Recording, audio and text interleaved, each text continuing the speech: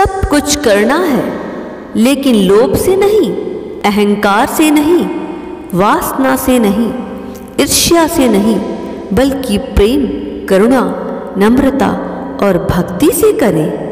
कुरुक्षेत्र के रण में भगवान श्री कृष्ण ने गीता का ज्ञान अर्जुन को दिया और यह संदेश पूरी मानव जाति के लिए उपयोगी बताया। गीता के 10 उपदेश जो पूरी मानव जाति के लिए अद्भुत है। वर्तमान का आनंद लो, बीते हुए कल और आने वाले कल की चिंता नहीं करनी चाहिए, क्योंकि जो होना है वही होगा, जो हो रहा है अच्छा ही हो रहा है, इसलिए वर्तमान का सुख ले। आत्मभाव में रहना ही मुक्ति है।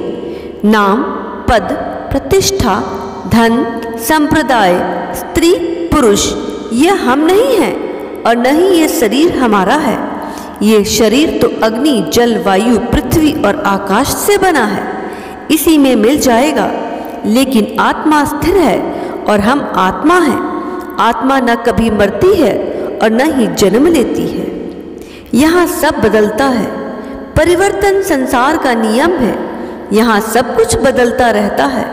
इसलिए सुख दुख, लाभ हानि, जय पराजय, मान अपमान में स्थिर रहकर जीवन का आनंद लें। क्रोध शत्रु है। अपने क्रोध पर काबू रखें, क्योंकि क्रोध से भ्रम पैदा होता है और भ्रम आपको विचलित कर देती है। आपकी यादाश्त का नाश होता है और इंसान का पतन होने लगता है। क्रोध और भय ही हमारे शत्रु हैं। ईश्वर के प्रति समर्पण, खुद को भगवान के लिए अर्पित कर दो, अर्थात मानव जाति की सेवा में लगा दो।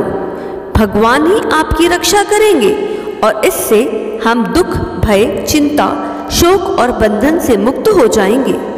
नजरियों को शुद्ध करें। हमें अपने देखने के नजरियों को शुद्ध करना होगा तथा ज्ञान और कर्म को समान रूप से देखना होगा, जिससे हमारा नजरिया बदल जाए। मन को शांत रखें। अशांत मन को शांत करने के लिए अभ्यास और वैराग्य को पक्का करना पड़ता है, अन्यथा अनियंत्रित मन आपका शत्रु बन जाएगा। कर्म से पहले विचार करें। हम जो भी कर्म करते हैं उसका फल हमें ही भुगतना पड़ता है, इसलिए कर्म करने से पहले विचार जरूर कर लेना। इंसान को धोखा दे सकते हो, लेकिन भगवान की गणना कभी गलत नहीं हो सकती। अपना काम करें। अपने काम को पूर्णता से करने की कोशिश करें, क्योंकि आपको अपने मनोभाव को समझना आसान होता है। लोगों को धोखा देना मुश्किल नहीं, लेकिन खुद को धोखा देना असंभव होता है। समता का भाव रखें। सभी के प्रति समान भाव रखें। सभी कर्मों को कुशलता से करें। कुशलता से काम करने को ही पूजा कहते हैं और दुखी रूपी संसार के वियोग का नाम ही योग है।